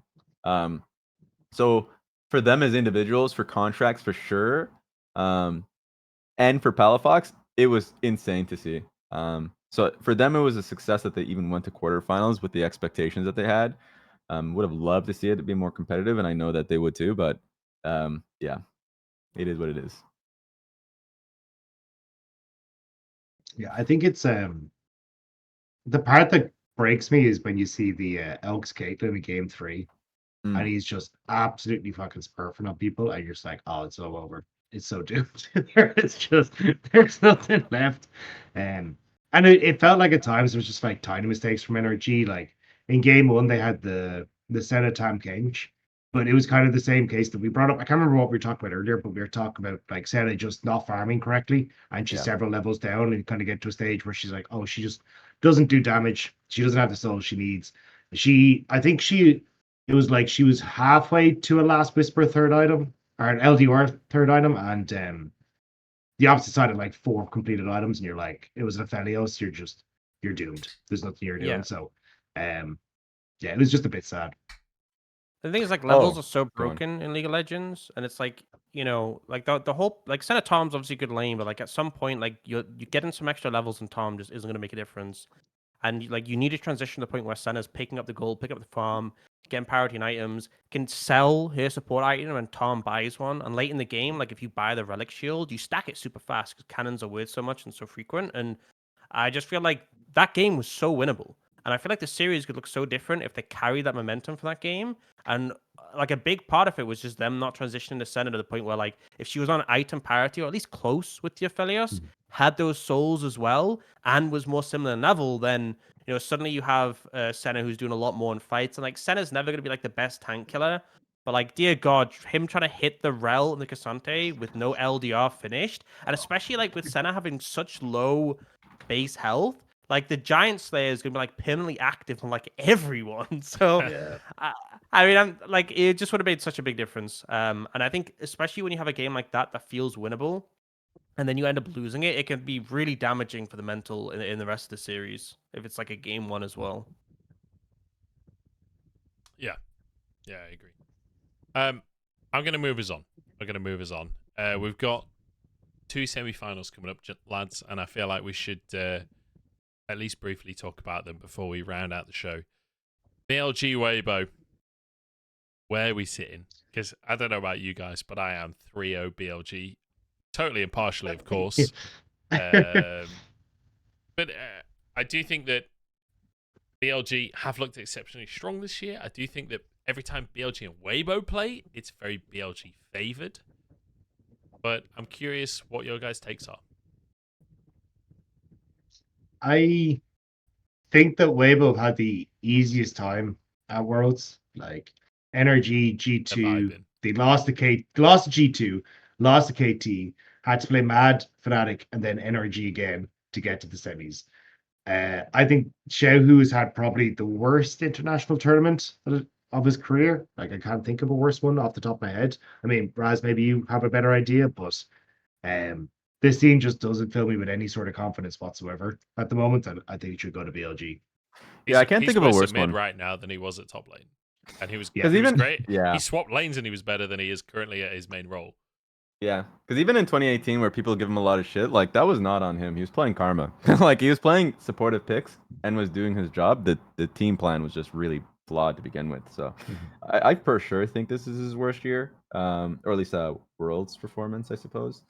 And the team as a whole is kind of weird to me because they can turn it on at any point. Crisp is not playing well, but I've kind of always been a Crisp fanboy since the PX days. Yeah, like, it's insane. There we go. Yeah. So they can turn it on. They could play well. It's just that I don't think they will. So analysis, ladies and gentlemen. I have BLG 3-1. There's a tiny part of me that's like, if we actually start to see us going towards like these enchanters, where I'm just like, okay, Crisp doesn't have to kill himself trying to play Nautilus. Maybe that works out better for them. Because I think Isrenata has been sick, but I don't know if that's enough to cover everything else that exists on this map. The one thing I will say is at MSI, On was fucking insane on the enchanters. Like, On's Lulu was like kind of cracked at MSI. So I feel like if we do lean into enchanter meta, On's looking pretty fucking decent for it. I mean, it's been a while since then, but I assume he hasn't forgotten how to play Lulu. But that's the thing. If I do like a rundown, basically across the board, it's like Bane is a more consistent than Shy. Like, Shun and Weiwei are kind of even. I'd actually maybe give that to Weiwei if he gets to play Poppy, but like, Yagao and Xiaohu, with the way Xiaohu's playing at the moment, might as well be the same. And then I think Elk and On are just a better version of Light and Crisp at the moment. So it's like, where do you find your advantages as Weibo? It's only if Xiaohu comes in and has the game, or well, a really, really good series, I can see them get the advantage there and trying to play through it. But with the way he's playing at the moment, it just doesn't look like he's comfortable at all. I mean, it's summer, not spring, right? So, you know, it's never going to be good for Xiaohu. Mm-hmm. Very analytical point. Yeah. I mean, I agree with statements to be made. It's my analysis. I agree. I think probably 3-0 or 3-1. I think maybe probably 3-1. I think BLG will drop one. You know, there'll be something will happen. Maybe it's like where he has a banger game. But yeah, I'm not sold on the Weibo believer hype train. Yeah. The matchup is just tough. Yeah. I do feel like this is an extremely one-sided semi-finals bracket. Like, JDG or T1, whichever one wins that series, I think it's a heavy, heavy favorite coming into the final, which pains me to say. But like, with what T1 did to BLG earlier in the tournament, I'm really hoping JDG wins that series, because I feel like even though they've been beaten by JDG 9 times this year already, I'm still favoring that matchup over the T1 one. It's actually so funny because I love the format change for this tournament, and I was on the train of the Swiss format is so good that I do not care about a loser's bracket. And then you have a knockout stage where literally it's so fucking lopsided that no one will believe that the finals is the true finals. Like, it doesn't matter if it's like JDG versus BLG or Weibo, because The worst thing is that BLG is the better team to Weibo, and we've seen the JDG matchup versus BLG a lot. So even just historically, you don't even have the edge where it's like we've never fucking seen these teams play against each other. Maybe they'll have an edge. Maybe there's something that we haven't seen before. No, we've seen it multiple times. So this is the one time where I'm like, oh man, I just pray that whoever's on the BLG Weibo side that goes forward just has the best finals of their lives, because it is pretty lopsided. I will say, if there's two fucking teams that could just pull out a ridiculous series, it's BLG and Weibo. Like, in terms of just raw shenanigans in a roster, these two have just mojo out the fucking wazoo. Like, you can believe that they just randomly pull it out in the finals against whoever the fuck they're against, you know? Like, I feel like of any teams that you could choose to believe in, like, with all of your heart, like, against analysis, against logic, against anything reasonable, like, Weibo and BLG, I feel like, are those two teams. And then on the other side of the bracket, you've got cold hard facts in the fact that T1 just absolutely smashed LNG. The fact that JDG have been pretty comfortably the best team in the world for the entire year, and T1 finally has that opportunity to challenge that fact. Like, I feel like we've got two very different. We've got like a whimsical side of the bracket. It's all about hopes and dreams and beliefs, and then we've got realism, cold hard realism. It's the Disney Channel versus the History Channel. JDG versus T1 is like a World War II documentary. Like, it's fucking gritty. It's hard. Yeah, I think JDG T1 is going to be such a fucking banger, though. I'm actually really looking forward to it. Especially with the way T1 feel like they have such a cool grasp on all the different champions they can bring out and how the meta can fluctuate. It's going to be so good. And I cannot wait to see the two of them face up. All right. So we pretty much all agreed on BLG as the favorite. Mm-hmm. How are we feeling? JDG T1, lads. What's the feeling? I'll go to you first, Aux. You've not talked in a little while. So I am leaning towards T1. You know, LCK bias. There you go. Knowing where your bread is buttered. Yeah, this man knows who pays him. Yeah. I think for me, like, if you look over the course of the year, JDG means super good. But I also think that like MSI, I think was JDG's meta. I think if JDG could like pick what meta to play on, it would be that MSI meta where it's like tank tops, hyper carries, enchanters. Like, that was perfect for them. And even their series against T1 at MSI was a 3-2. I don't think it didn't feel like a 3-2. Like, I think despite the fact it was a close series in the scoreline, JDG were way far ahead of T1. But I think, like, current form, T1 have looked phenomenal against the last two opponents. The draft priorities seem really sharp. They're bringing out a lot of, like, creative picks. And also, stylistically, I think JDG's weakness has been the early game. I think especially as they have such a reliance on Ruler to be that carry in team fights, if you go at them with these strong 2v2s, and the thing is, like, you know, I've had discussions about this, and people are like, you know, Ruler's so good, he can navigate that. There are certain lane matchups in bot lane. I don't care if you're literally like God's gift to 80 carry, it doesn't matter. Like, if you're playing like some lane, like the Fnatic matchup in a Weibo, where it was like the Aphelios Alistair into Kate Lux, doesn't matter how good you are. If you put Ruler in that game, he's just gonna get. But like, what can you do against Lux? That champion's so obnoxious. If you can't engage on if you don't have the jungle pressure, you can't dodge your E. It's just the hitbox is too big, and it's similar. Like, that's a concept of this Varus Ashe where it's hard to dodge the skill shots. They can just run at you and auto you, and I think that has to be the game plan. Just completely cripple Ruler in lane, have Owner match Kanavi on the map and make sure he can't impact top or bot. You want good matchups top and bot, which you can leverage if you're on red side. And then all you have to do mid and jungle is just play like particularly mid, you can just have Faker in a matchup where he's neutral, which, you know, he's had a lot of his recent careers, just him being like completely fine in these neutral matchups mid. He did a lot of that in the LCK summer when BDD and Chovy were playing really well. Well, less so against Genji, obviously, but up against BDD, he was having like a massive playoffs performance. He was happy just like picking his ear and being like, I can handle this. So I think that's the angle. And I think if they can make that work, it's a lot of ifs and buts because there's always that caveat, oh, you could just, you know, you make a mistake, you get to team fights and JDG just take over. But I think they have the tools to do it, which is a really big thing considering that like teams have struggled so much against JDG. They haven't lost a best of 5 all year. So I think this is the hope. This is the best chance that any team's going to have is right now. I think draft is going to be super important first, but I think this is the series where I'm like, red side is actually king.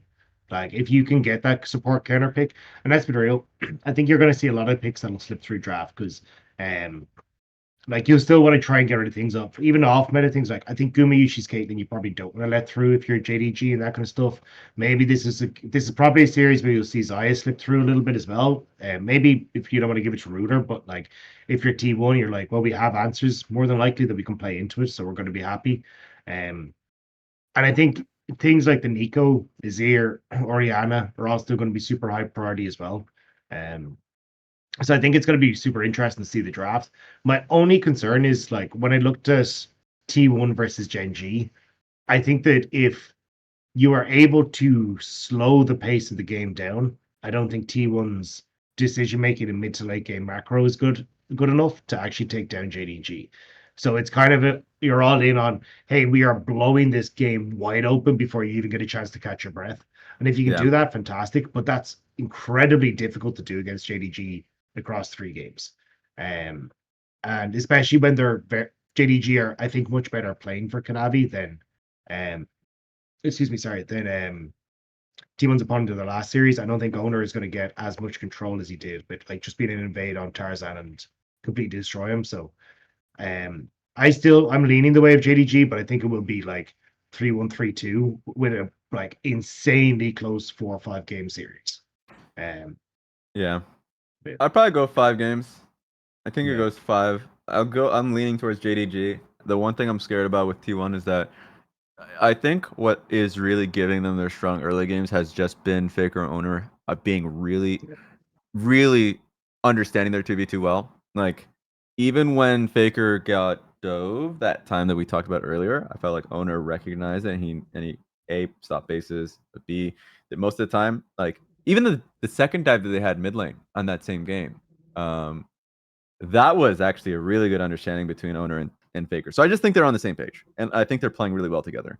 And Zeus is playing well on Aatrox, Jace. I just think he's having a really solid knockout stage right now. So that's my fear, including the draft that you guys mentioned. But JDG hasn't really gotten to show too much of the creativity that they have in their draft, mostly off of Kanavi. Like the Wukong in game 3 was a really good pick, and I think he executed it well in team fights. That made it so hard for, I think it was Azir, to even breathe. Yeah, it was Azir from BDD. So I think they do have a lot of answers, but it's mostly through jungle, and as long as they don't get completely fucked in 4-5 through bot lane, as long as their bot lane is pretty even based off of whatever the hell T1's throwing at them, then I think the team fighting's better from JDG side. I think as well, like something to think about is, did T1 kind of show their hand too early? Because we now have like a week where like JDG, I mean, JDG will know what T1 are going to come at them with to an extent. Like they showed what they've kind of been prepping against LNG, and you know, I think going back to that point we had about like the MF support against the Zyra, like way back when we had the Tigers bring it out against SKT. That was like fresh in that series, no one prepared. But like JDG should be going into like the semi being like, look, we know what their game plan is. We know the sort of picks that like Carrier's gonna want to play in that bot lane 2v2 matchup. How can we deal with it? How can we prevent it? What are our strategies against it? So you would think that like JDG will go in with a really solid game plan to try and negate that. And I think a lot of these lanes, like the Varus Ashe, it doesn't take much for it to kind of fall over. You know, you only need like, let's say you get a good gank, you burn both their flashes, you can really snowball from there.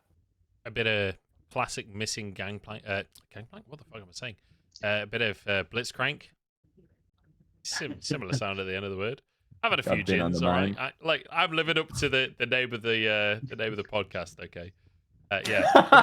The Blitzcrank from missing could come on through. That's pretty good against these range bot lanes.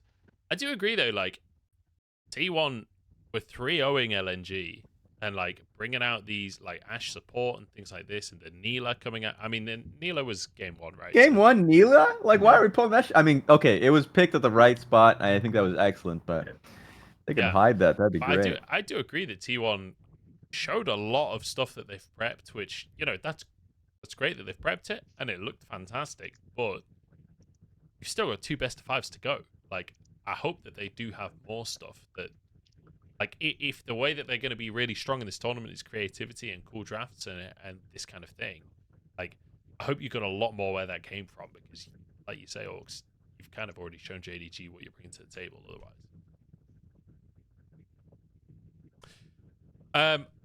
So I'll throw in my thoughts as a esteemed analyst. JDG 3-0. No. I think they.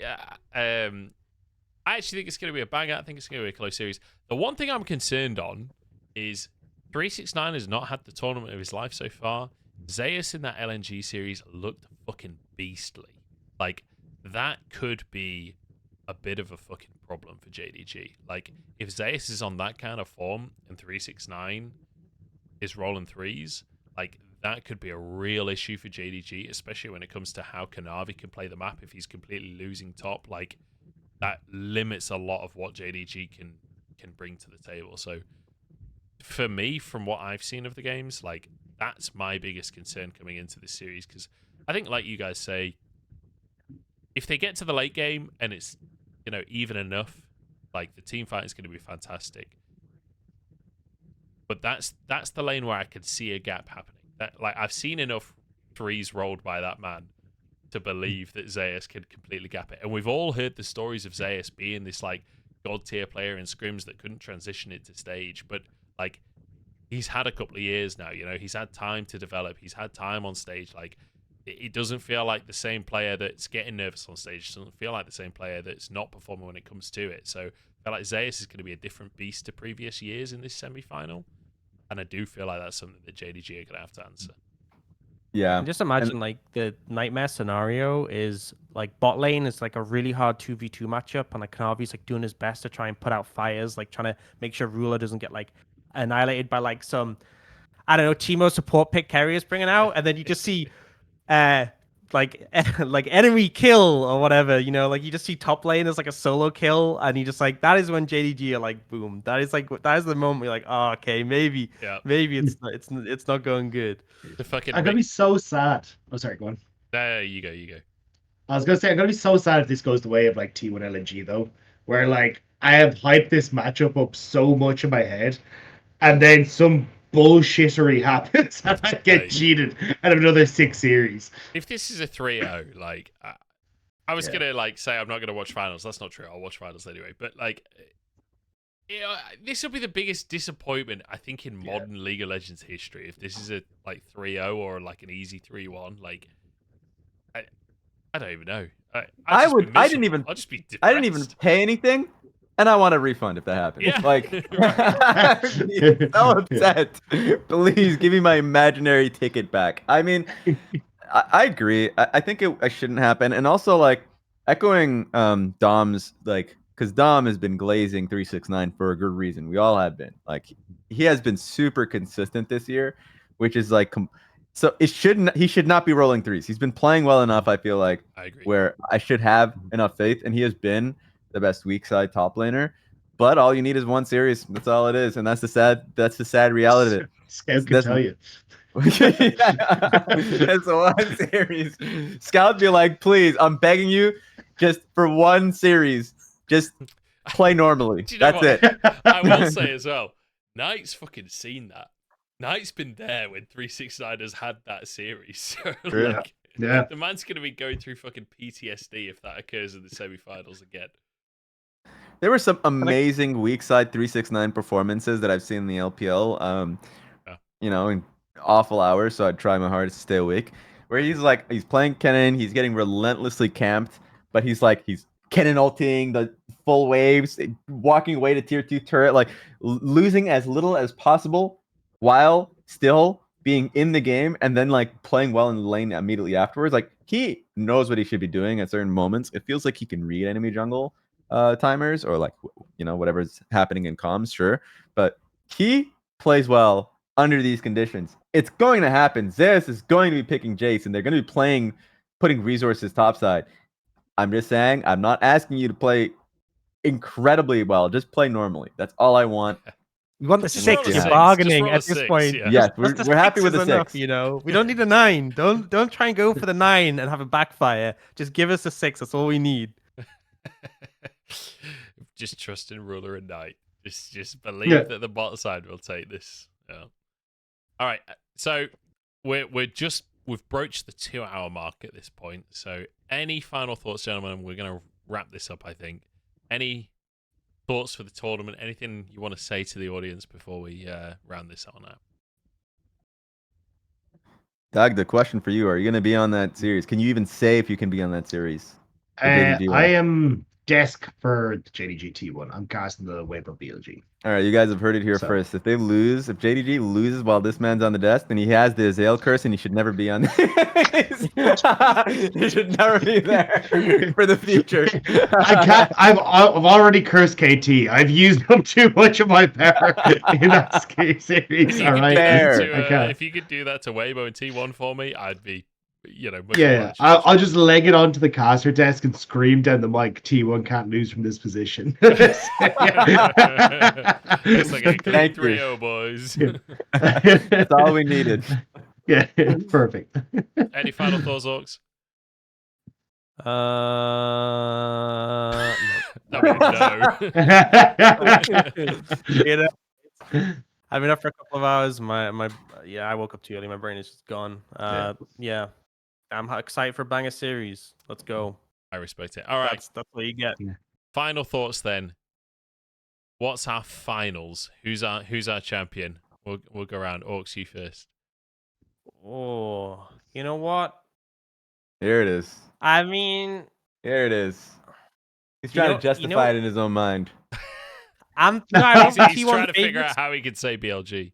I went with T1. No, but I went with T1 favorites over JDG. But I feel like how crazy would it be if it's like T1 beat JDG and then BLG just come in strong and just manage to win that one out? Because I think Oh man. obviously like objectively the bottom semi is stronger in most people's opinion, but I feel like BLG are this team where like you just never know, right? Like I watched them at MSI and they looked very rough. They looked very stinky up against Golden Guardians. They did not look like super convincing. And then they just clean swept LCK, you know? And that I think people if T1 or JDG, whoever, like if T1 win against JDG, people are gonna go in the finals and be like T1 I got this. And then I don't know, man. I also think as well, on the point of T1 had showed a lot against LNG without much reason, they're gonna have to show things against JDG. If BLG makes the finals against T1, they're gonna have a lot of footage to work with. And if there's one thing Tab A is good at, it's like the pre-prep for a series.